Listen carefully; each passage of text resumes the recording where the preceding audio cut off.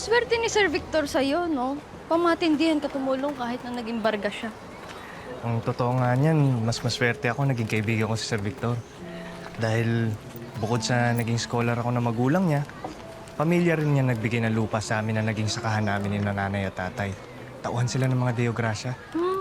Oo nga pala, nasan nga pala yung nanay at tatay mo? Ayun, naswertehan na napetisyon sa Guam dahil gusto na lang mag-alaga ng mga apo. Kaya ako na lang nangangalaga ng sakahan namin ngayon. Ganun pala. Alam mo, kahit ang tagal na natin magkaibigan, ang dami ko pa rin pala talagang hindi alam sa'yo. Hindi mo kasi ako pinapansin. Ha? Ano yun, Nolly? Tara na, baka hinahanap na itong gamot. Sige. I-start ko lang.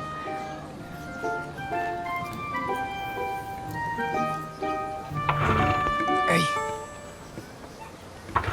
Nako, mukhang pati ito nadali ng bagyo ngayon pa talaga. Ayaw eh. Sige, subukan mo pa.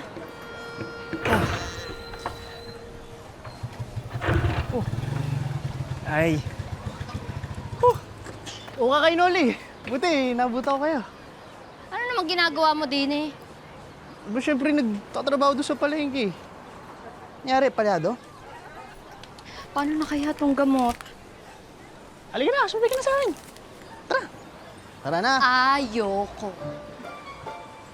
Sigurado ka? Oo naman. Okay. Sige, sabi mo eh. Bye-bye. Bye.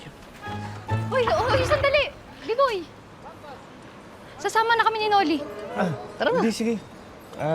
Sumabay ka na lang. Okay lang, ayusin ko na lang muna yung motor. Sure ka? Wala pa.